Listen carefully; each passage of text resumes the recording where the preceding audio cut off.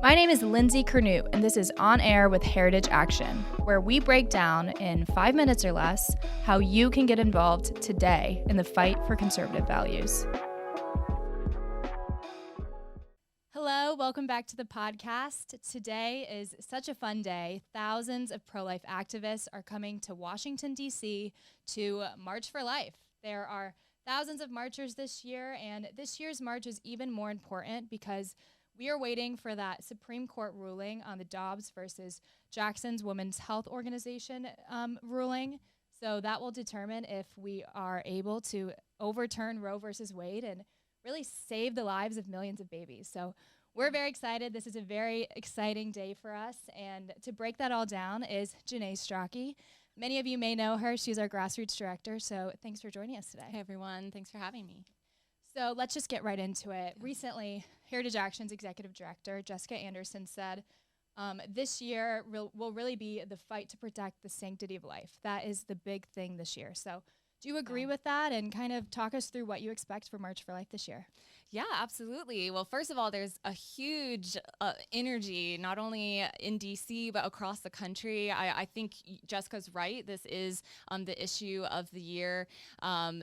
Because of Dobbs, but this has also been an issue for decades. March for Life has been happening since 1973, and tens of thousands of people, well, now hundreds of thousands of people have come from across the country for decades to march in the streets of DC. And that's not just, hey, we've got some free time, let's make a sign and take some pictures. You know, that we have a lot of fun out there, certainly, but this is a stand for life and making a statement to lawmakers all across the country saying this is not right, this is not what we believe, and it is not what we want you to do. So it's been happening for decades, and there are probably years where people were coming thinking, man, like they're not listening.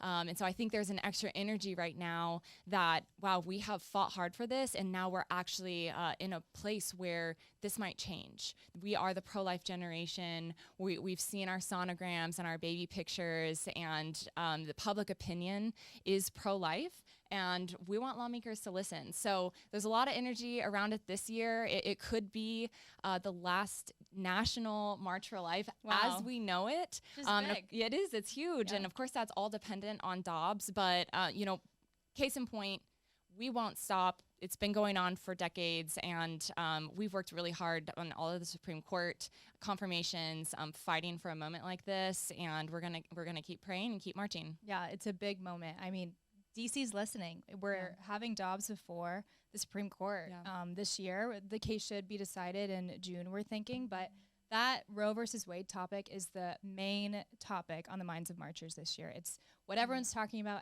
Everyone's very energized, but let's think about what we can do to prepare if Roe is overturned. I mean, there are a lot of great conservative states that have great pro-life laws on the books that are saving the lives of unborn babies, but there are a lot of groups and abortionists that really want to take that away and demonize that, and they're going to work tooth and nail, like as much as they can, to make sure that these pro-abortionist laws are in place. So talk to us about how Grassroots can get involved and really fight for that pro-life right if Roe is overturned.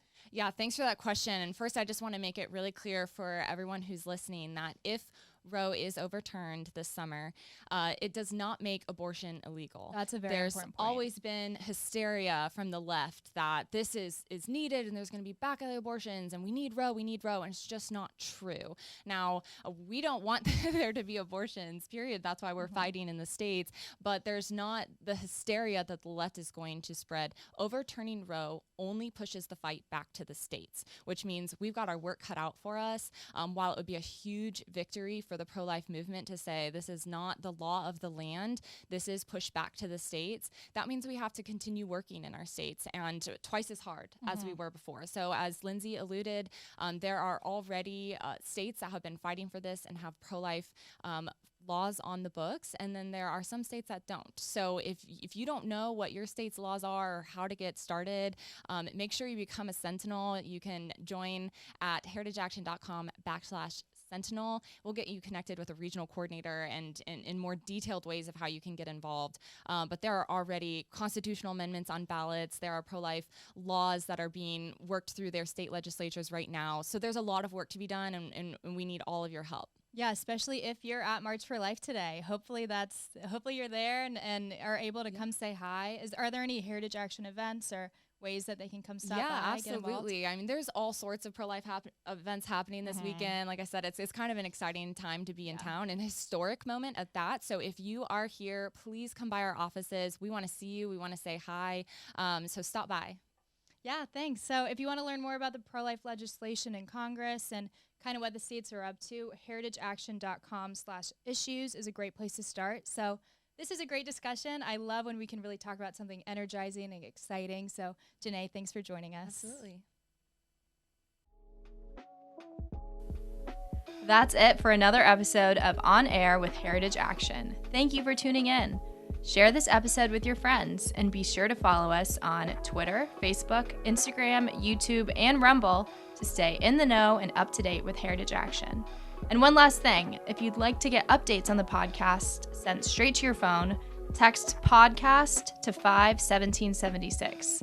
That's podcast to 51776.